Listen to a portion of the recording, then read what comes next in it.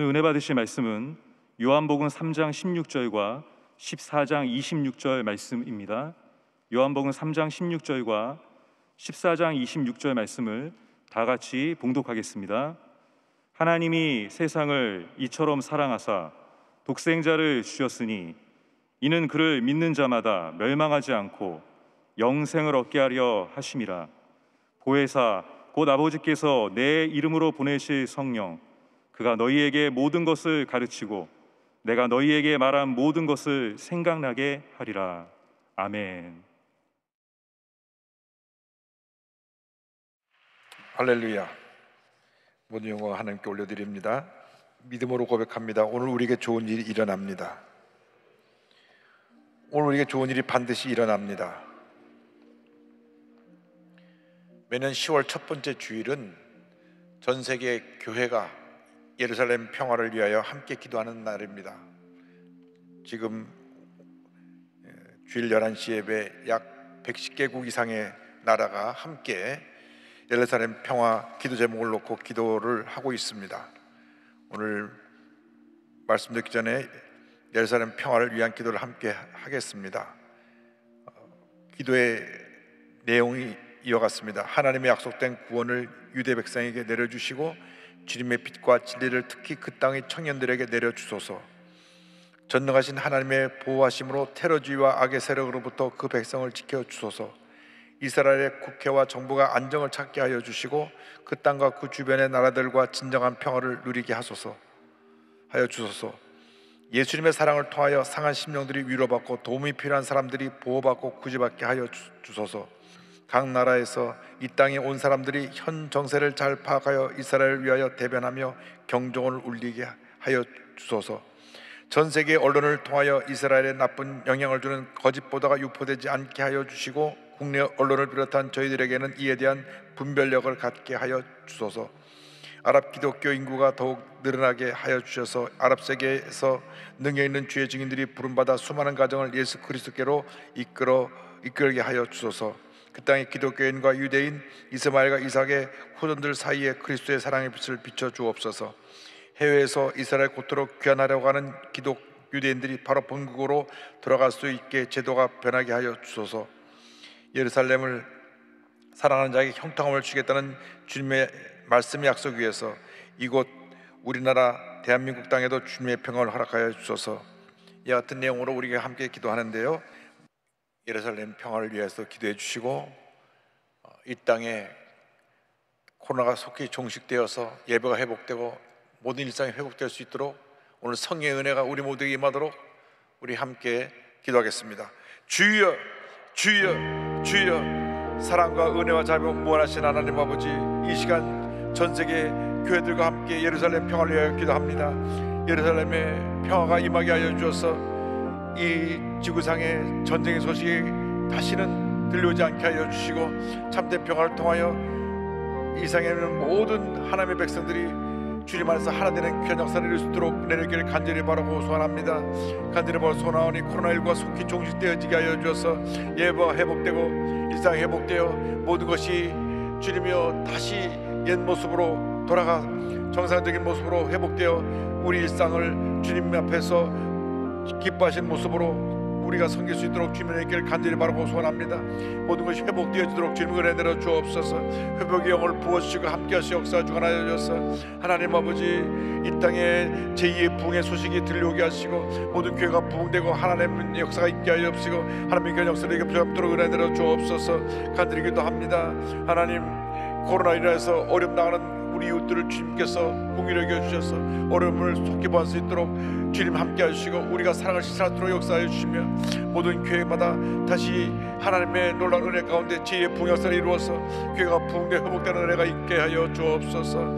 오 주님만 믿고 의자가 바라봅니다. 함께 하시고 역사하시고 인도하시고 주관하여 주시옵소서. 믿습니다. 주 너를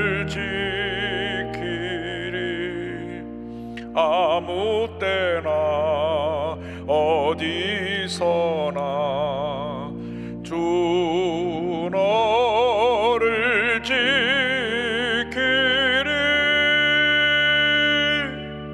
늘 지켜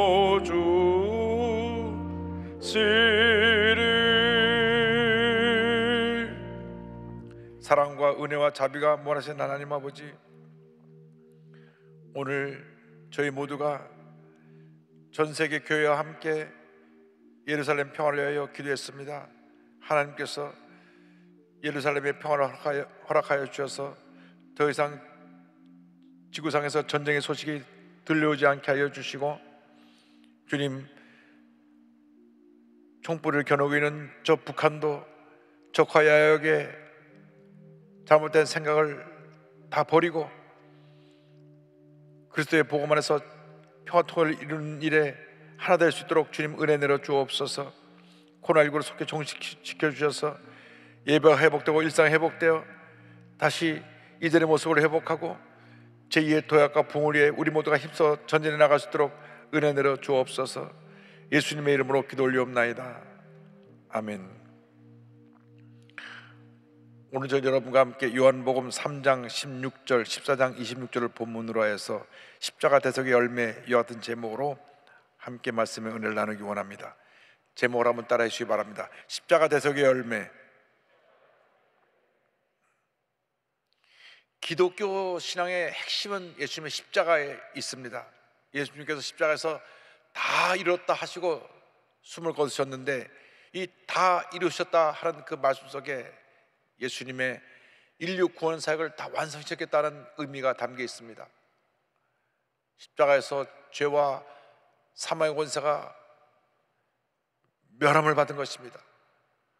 가난과 저주가 사라지게 된 것입니다. 예수님 십자가 은혜로 말미암아 온 인류에게 놀라운 하나님의 축복이 임하게 되었습니다.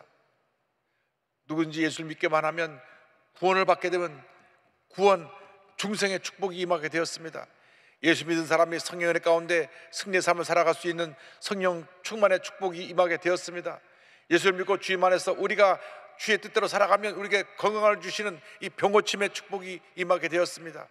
우리가 예수 믿고 성령 받고 건강해서 있는 곳에서 최선을 다해 내게 주신 재능을 갖고 열심히 일할 때 우리에게 주신 형통의 축복이라고 하는 형통의 복을 주셨습니다.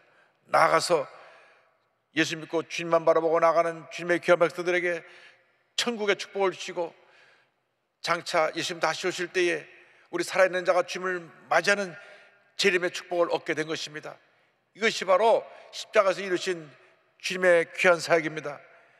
예수 믿기만 하면 영혼이 잘됨같이 범사가 잘되며 강건하게 되고, 예수 믿는 자에게 이 구원의 은혜가 임하고 성령 충만의 은혜가 임하고 병고침의 은혜가 임하고 형통의 은혜가 임하고 천국과 재림의 은혜가 임하게 되는 것입니다. 이것이 정옥하신 정규 목사님께서 63년 동안 선포하신 삼전 축복 오중복음의 메시지입니다. 오중복음의 메시지를 중심으로 해서 이번 주, 다음 주 이렇게 이어서 말씀의 은혜를 나누기 원합니다. 우리 신 십자가에서 이루어진 첫 번째 은혜는 바로 구원의 은혜입니다. 구원의 복음, 중생의 복음의 역사를 우리 모두에게 은혜 가운데 펼쳐주셨습니다. 사람의 힘으로 절대 해결하지 못하는 문제가 바로 죄의 문제입니다. 그 누구도 죄의 굴레를 벗어날 수가 없습니다. 죄 가운데 태어나서 죄 가운데 살다가 죄 가운데 죽어가는 것이 인간의 모습이고, 우리는 그 절망에 갇혀 사는 존재입니다.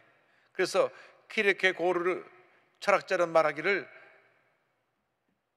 인간에게 죽음에 이르는 병이 있는데 그것이 바로 절망이라고 했습니다. 그 절망은 우리 인간이 갖고 있는 실존적인 절망, 원죄 문제에 대한 것입니다. 그 누구도 이 죄의 문제를 벗어날 수가 없기 때문에 우리는 절망적인 존재라고 그가 이야기한 것입니다. 어느 날 밤에 예수님께, 당시 유대교 지도자였으며 사내들인 공의의 의원이었고 율법학자였고 선생님이었던 니고데모가 찾아왔습니다. 사람의 눈을 피하여 밤에 예수님을 찾아와서 이와 같이 말했습니다. 요한복음 3장 2절입니다. 그가 밤에 예수께 와서 이르되, 랍비여, 우리가 당신은 하나님께로부터 오신 선생인 줄 아나이다. 하나님이 함께 하시지 아니하시면 당신이 행하시는 이 표적을 아무도 할 수 없음이니이다.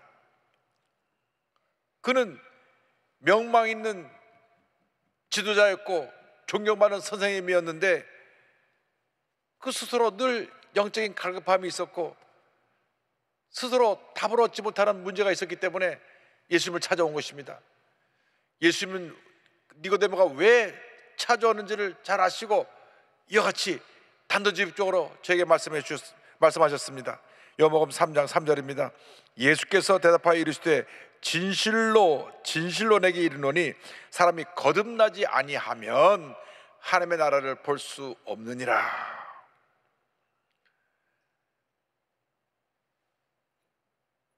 전혀 예상치도 못한 이야기를 듣고 니고데모는 그 뜻을 이해하지 못하고 다시 반문했습니다. 그는 율법학자였고 선생님이었고 사내들인 공회의 의원이었지만 거듭난다는 뜻을 몰랐습니다. 그래서 이와 같이 물었습니다. 3장 4절입니다. 니고데모가 이르되 사람이 늙으면 어떻게 날 수 있사옵나이까? 두 번째 모태에 들어갔다가 날 수 있사옵나이까?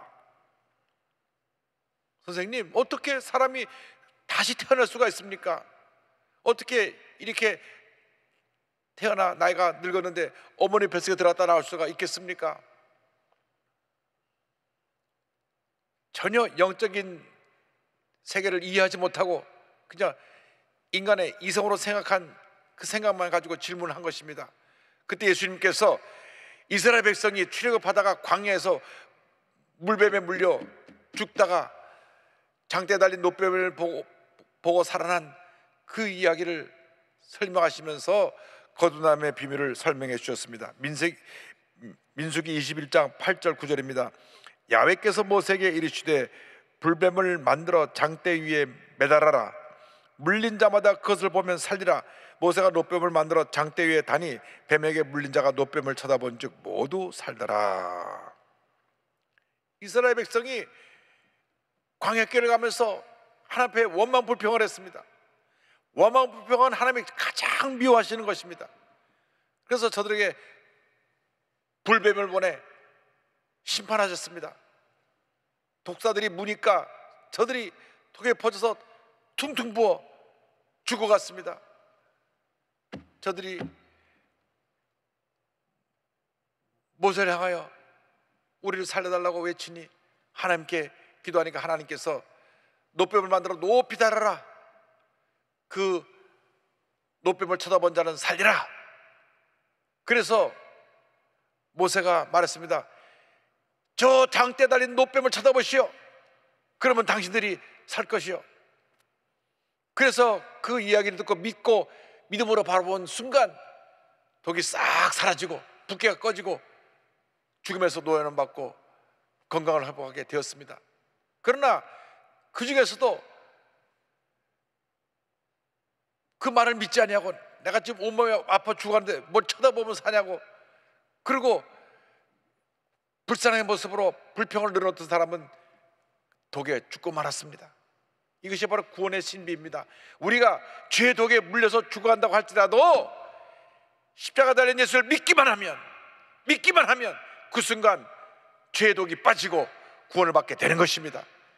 예수님께서 이 노뱀 사건을 들어서 설명하십니다. 요한복음 3장 14절 15절입니다. 모세가 광야에서 뱀을 든 것 같이 인자도 들려야 하리니 이는 그를 믿는 자마다 영생을 얻게 하려 하심이니라. 죄로 죽어가던 인생 그 누구든지 예수를 믿기만 하면 구원을 받는 것입니다. 믿으면 구원을 받고 하나님의 자녀가 되고 죄에서 노예남 받게 되고 하나님의 은혜 가운데 살게 되는 것입니다. 믿지 않으면 죽고 지옥을 가지만 믿으면 구원받아 천국에 가게 되는 것입니다. 노뱀 물려 죽어가면서도 믿음으로 바라보지 않고 원망불평한 사람은 그대로 죽었습니다. 그렇습니다. 예수를 믿지 않으면 우리는 죄의 독에 물려 죽어서 지옥을 가게 되는 것입니다. 예수를 믿는 것만이 구원의 길입니다. 예수님 외에 구원의 길이 없습니다. 사도행전 4장 12절입니다. 다른 이로서는 구원을 받을 수 없나니 천하 사람 중에 구원을 받을 만한 다른 이름을 우리에게 주신 일이 없습니다 하였더라. 선한 일을 많이 해서 구원받는 것이 아닙니다.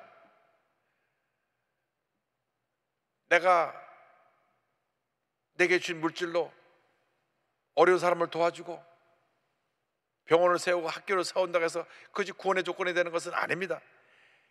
구원은 믿기만 하면 우리에게 값없이 선물로 주는 것입니다. 우리가 예수를 믿고 난 다음 그런 선한 일을 행하는 것은 구원을 받은 사람들이 주님 은혜에 감사해서 하는 삶의 행위의 열매인 것이지 구원의 조건이 될 수가 없습니다.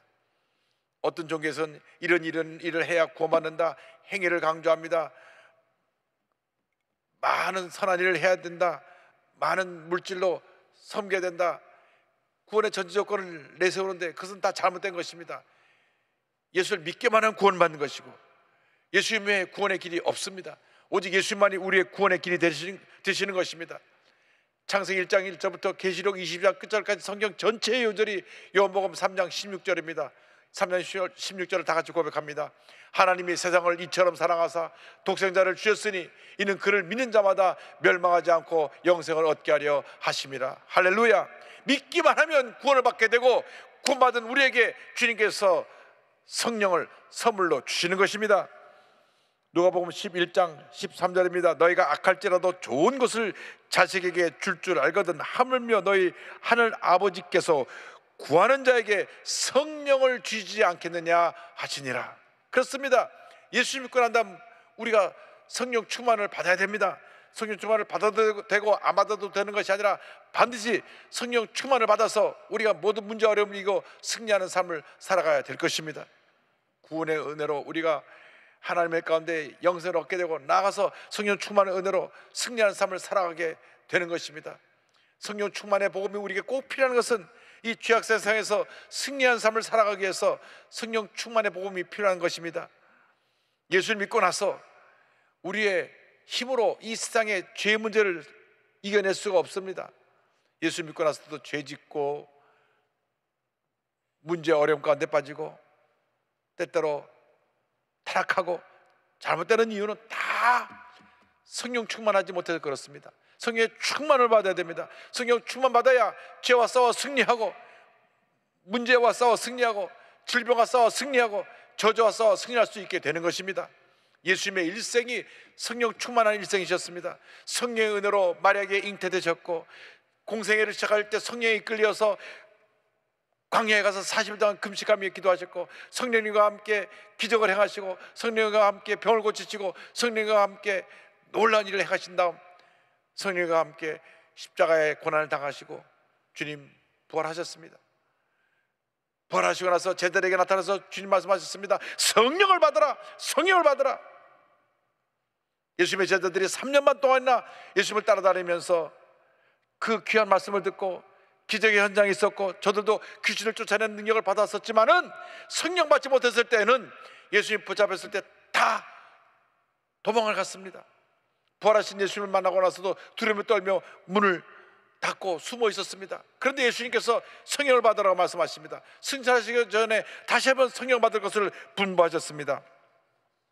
사도행전 1장 4절로 5절입니다. 사도와 함께 모이사 그들에게 분부하여 이르시되 예루살렘을 떠나지 말고 내게서 들은 바 아버지께서 약속하신 것을 기다리라. 요한은 물로 침례를 베풀었으나 너희는 몇 날이 못되어 성령으로 침례를 받으리라 하셨느니라. 반드시 우리가 성령으로 침례를 받아야 됩니다. 침례라는 것은 물에 잠기는 것을 말씀합니다. 성령에 완전히 사로잡혀야 되는 것입니다. 예수 믿으면 성령이 우리 마음 가운데 들어오십니다. 성령의 내주하심이라 그럽니다. 성령이 내주하시는 것으로 우리가 승리하는 삶을 살아갈 수가 없습니다. 성령이 우리를 사로잡아야 됩니다. 성령이 완전히 우리를 사로잡아서 우리 삶을 이끌어야 되는 것입니다. 예수님의 제자들이 성령에 충만받기 전에는 그들이 이기주의자였고 예수님을 배반한 배반자가 되었지만은 성령 받고 나서 완전히 달라졌습니다. 오순절날 약속하신 성령이 임하셨을 때에 성령의 권능을 받고 저희 모두가 변화되었습니다. 사도행전 2장 1절로 4절을 말씀합니다. 오순절날이 이미 이름에 그들이 다 같이 한 곳에 모였더니 그들이 다 성령의 충만함을 받고 성령의 말하게 하심을 따라 다른 언어들로 말하기를 시작하니라. 120명의 제자들이 성령 충만 받고 나가서 복음을 전할 때 수많은 사람들이 주님께 회개하고 돌아 나왔던 것입니다. 사도 베드로가 나와서 담대하게 말씀을 선포합니다. 사도행전 2장 38절입니다. 베드로가 이르되 너희가 회개하여 각각 예수 그리스도의 이름으로 침례를 받고 죄사함을 받아라. 그래야만 성령의 선물을 받으리니. 그날 그의 설교를 듣고 가슴을 찌고 회개하며 주 앞에 돌아나와 침례를 받은 사람이 남자 어른만 3,000명입니다. 아마 그 가족을 다 합치면 10,000명이 넘는 사람이 그날 구원을 받았으리라 생각을 합니다. 사도행전 2장 41절입니다. 그 말을 받은 사람들은 침례를 받음에 이날의 신도의 수가 3,000이나 더하더라. 주여 우리를 성령으로 충만케 하여 주옵소서. 성령에 사로잡혀서 예수 그리스도의 복음의 증인으로 살게 하여 주시고 우리가 가는 곳마다 주의 놀라운 능력이 나타나게 하여 주시옵소서. 여러분 모두가 성령의 충만함을 받으시기 바랍니다. 충만을 받아도 되고 안 받아도 되는 것이 아니라 반드시 성령의 충만함을 받아야 됩니다. 죄와 싸워 승리하고 문제와 싸워 승리하기 위해서 반드시 성령으로 충만함 받는 여러분 모두가 되시기를 주님의 이름으로 축원합니다. 아무리 신앙생활을 오래 해도 성령 충만 받지 못하면 무기력하게 살아갈 수밖에 없습니다. 자주 넘어지고 쓰러지고 상처받은 인생을 살아갈 수밖에 없습니다. 성령 충만은 필수적인 것입니다. 반드시 성령 충만 받아서 모든 문제와 어려움을 이기고 극복하고 승리하는 삶을 살아가는 우리 모두가 되어야 합니다. 성령이 우리에게 오셔서 어떠한 일을 하십니까? 성령이 하신 일에 대해서 예수님께서 마지막 마가의 다락방에서 요한복음 14장, 15장, 16장에 마지막 설교를 하실 때에 성령 역사를 자세히 저들에게 가르쳐 주셨습니다. 성령님은 언제나 우리와 함께 하신다는 사실을 가르쳐 주셨습니다. 요한복음 14장 16절 17절입니다. 내가 아버지께 구하겠으니 그가 또 다른 보혜사를 너에게 주사 영원토록 너희와 함께 있게 하리니 그는 진리의 영이라. 세상은 능히 그를 받지 못하나니 이는 그를 보지도 못하고 알지도 못함이라. 그러나 너희는 그를 아나니 그는 너희와 함께 거하시며 또 너희 속에 계시겠음이라. 성령님을 인정하고 환영하고 모셔드리시기 바랍니다. 성령님 여러분과 늘 함께 하십니다. 절대 여러분을 떠나지 아니하십니다. 성령님이 함께 하시면 염려, 근심, 걱정 다가올 때 기도만 하면 성의 도심으로 근심, 걱정이 떠나가고 주님의 기쁨과 편함이 다가옵니다. 성령님이 우리 함께 하시면 어떤 문제도 어려움도 넉넉히 이길 수가 있는 것입니다. 성령이 우리 함께 하셔서 우리에게 주님이 가르쳐주신 그 가르침을 깨닫게 하십니다. 생각나게 하십니다. 그래서 요한복음 14장 26절에 주님 말씀하시기를 보혜사 곧 아버지께서 내 이름으로 보내실 성령 그가 너에게 모든 것을 가르치고 내가 너에게 말한 모든 것을 생각나게 하리라. 성령께서 예수님의 가르침을 생각나게 하신다고 말씀했습니다. 우리가 기도하고 성경을 읽을 때 이 말씀이 내게 살아 역사하는 것은 성령이 내게 깨달음을 주기 때문에 그런 것입니다. 여러분 성령 충만을 받아서 말씀과 동행하며 주님의 은혜 가운데 주의 말씀을 깨달아 알고 주의 말씀을 전하며 살아가는 주님의 귀한 일꾼들이 되기를 바랍니다. 성령 충만의 역사가 임하면 우리는 예수님을 증거하는 삶을 살게 됩니다. 15장 26절입니다. 내가 아버지께로부터 너에게 보낼 보혜사 곧 아버지께로부터 나오시는 진리의 성령이 오실 때 그가 나를 증언하실 것이요. 성령이 임하면 우린 복음의 증인으로 살아가게 됩니다. 자나 깨나 앉으나 서나 내가 만난 예수님을 증거하는 복음의 증인으로 바뀌어지는 것입니다. 어저께 기도원에 올라가서 원로 목사님, 사모님 성묘하고 내려오는 길에 기도원 묘지에서 입구 쪽에 있는 한 묘소를 방문했습니다. 거기는 성도 김울균이라고 적혀있는 그런 묘비였습니다. 저희 어머님이 성령 받고 나서 그저 눈만 뜨면 복음을 전하러 다니셨는데 일주일에 한 번씩 서대문 교도소에 가서 복음을 전할 때 북한 고정 간첩으로 사형 선고를 받고 죽는 날만 기다리고 있던 이 김울륜 성도가 처음에는 그렇게 거부하고 소리 지르고 하더니만 어느 날 예수 믿고 성령이 임해갖고 대성통곡하며 완전히 변화되어서 정말 모범수가 되어 그 교도소에서 많은 사람들 복음을 전하고 마지막 형제에 끌려갈 때도 환한 미소를 지며 형제에 끌려가서 나는 속아서 김일성밖에 모르고 살았지만은 예수 믿고 나서 새 사람이 되었으니 당신들도 예수 믿고 새 사람이 되라고 복음을 전하고 죽음을 맞이했던 그 성도로의 묘소를 가서 보았습니다. 저희 어머님이 장로교 목사님 딸인데 성령 받기 전에는 단 한 번도 이렇게 열심히 복음을 전해본 적이 없습니다. 근데 순복음교회 와서 성령 받고 나니까 눈만 뜨면 복음을 전하는 일에 모든 노력을 기울였던 것입니다. 화요일날 아침 10시에 최세일 목사님이 1년 연차 기도회를 소집해서 모든 여성계 집사님들 집합 10시부터 11시까지 기도하고 나서 2명씩 짝 지어서 나가서 복음을 전하게 합니다. 그러면 2씩 짝을 지어서 무조건 교패가 안 붙은 집에 문을 두들겨 갖고 사람이 나오면 복음을 전합니다.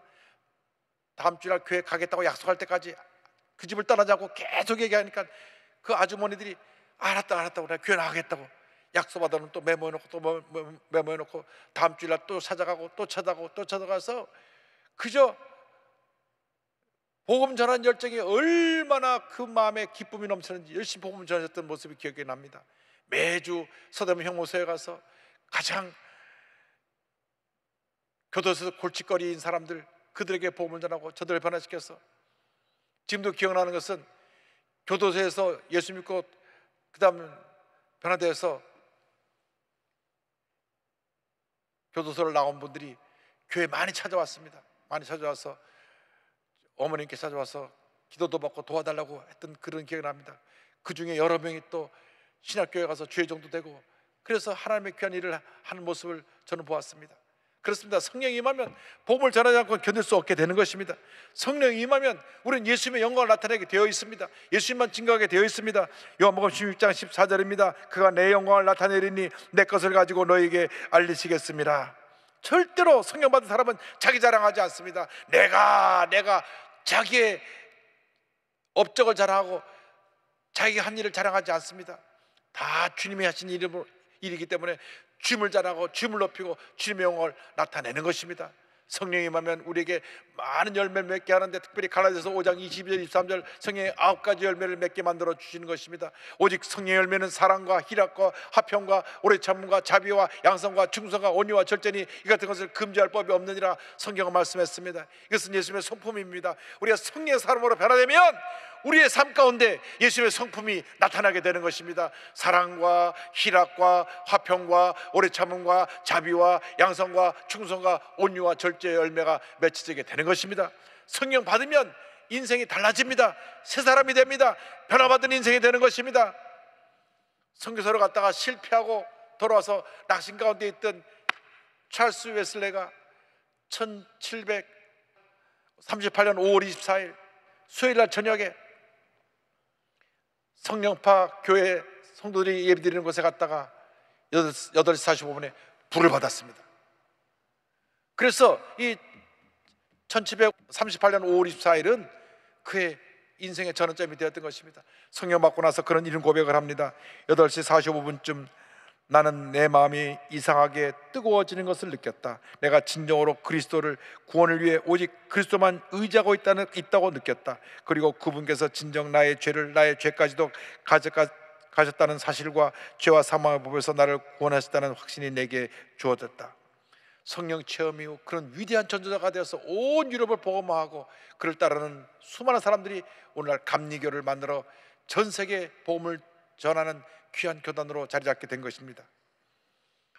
흑인 노예에 이르렀던 윌리엄 시모 목사가 있습니다. 그가 1904년 휴스턴에서 찰스 파람 목사님이 전하시는 메시지를 듣고 성령을 받았습니다.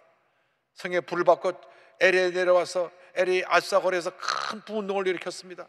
당시 흑백 차별이 심하던 때였고 흑인과 백인이 상종을 하지 아니하고 대화하지 않았는 그때인데 얼마나 성령의 불이 강하게 임했든지 모든 백인 목사들이 그 앞에 와서 안수를 받고 성령 받고 변화되었습니다. 3년 동안 이어진 이 부흥 집회에서 아침 10시부터 밤 10시까지 놀라운 부흥의 역사가 일어나서 많은 사람들이 병고침 받고 그들이 또 복음의 증인되어 이 순복음의 메시지를 가지고 전 세계에 나가 복음을 전했는데 그 중에 한 사람이 1928년 한국에 온 메리 럼시 선교사인 것입니다. 메리 럼시 선교사가 이 아수사 붕해 때 받은 성령의 역사를 우리 한국에 와서 전해서 우리 한국의 순복음이 탄생된 것입니다. 그래서 1953년 하나님의 성회가 한국에 들어오게 되었고, 이 신학교에서 사회 졸업생이었던 조영규 목사님, 최재실 전사님이 불광동에서 교회를 개척하기 시작해서 성령 역사로 말미암아 목사님께서 50년 사역하시는 가운데 78만 세계 최대 교회가 되었고, 오늘 이 시간까지 성령 역사로 교회가 날마다 부흥하고 있는 것입니다. 성령의 충만함을 받아야 되는 것입니다. 반드시 성령의 충만함을 받아야 됩니다. 에베소 5장 18절은 우리에게 권면합니다. 술 취하지 말라, 이는 방탕한 것이니 오직 성령으로 충만함을 받아라. 성령의 충만을 받으시기 바랍니다. 성령의 충만을 받으시기 바랍니다. 성령의 충만을 받으시기 바랍니다. 우리 자신이 우리의 모습을 압니다. 내 마음이 얼마나 지금 성령의 은혜로 충만한가, 뜨거운가 알 수 있습니다. 우리가 알게 모르게 이 뜨거운 열정이 사라지고, 알게 모르게 성령의 역사에 대해서 소홀했던 것을 우리가 깨닫고, 이제는 우리가 철저히 회개하고 다시 성령 충만을 회복해야 되는 것입니다. 예수의 사랑으로 성령 충만을 받게 되면 우리는 사랑하고 용서하며 살아갈 수 있습니다. 성령 충만의 역사로 사랑과 용서를 실천한 조엘 청년을 소개하기 원합니다.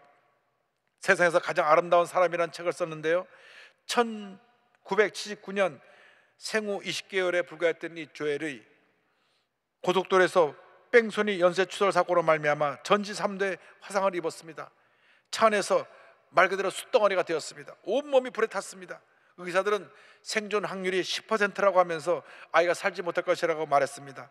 그러나 독실한 크리스찬이었던 조엘의 부모님은 병원에서 조엘을 지금까지 키우게 해주셔서 감사하며 조엘의 생명을 주님께 맡긴다고 하며 간절히 기도했습니다.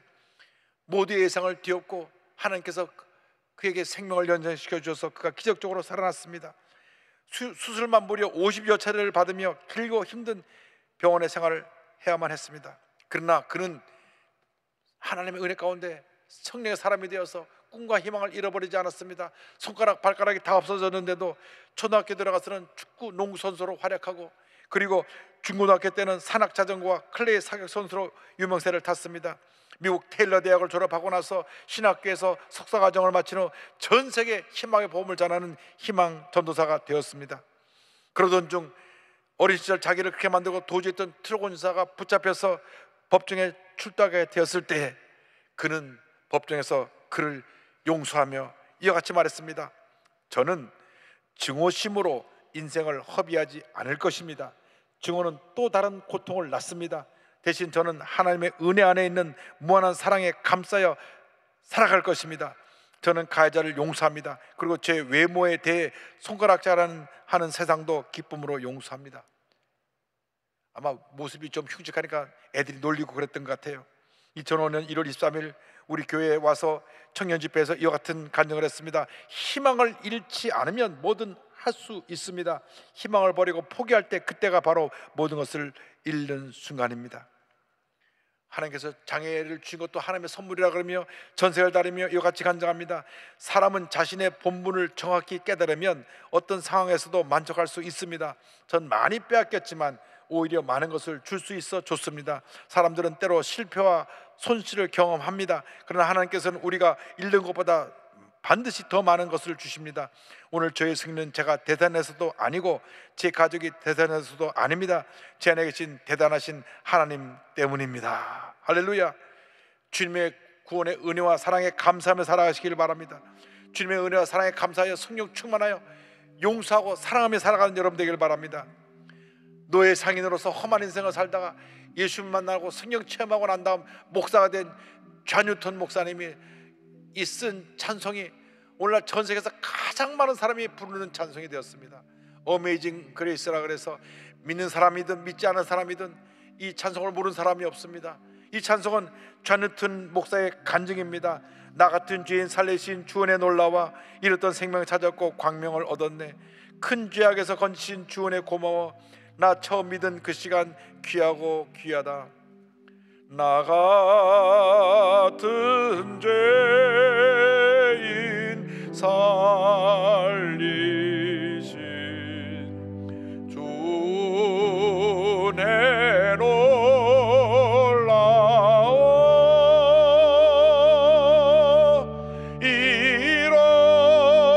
잃었던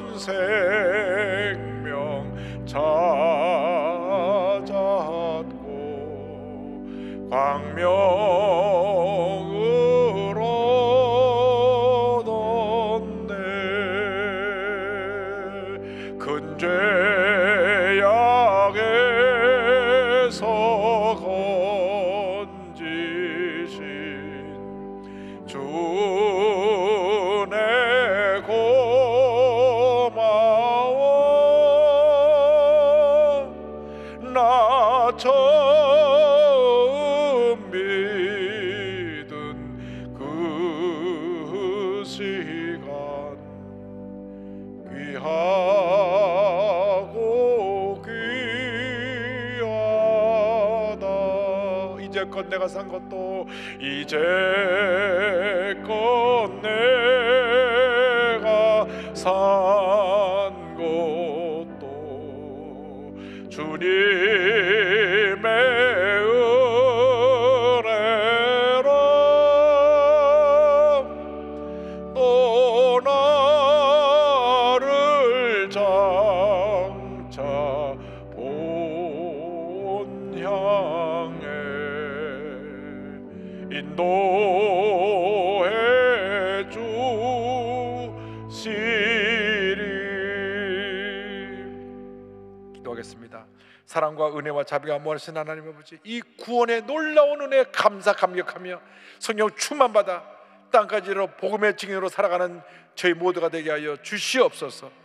예수님의 이름으로 기도 올리옵나이다. 아멘.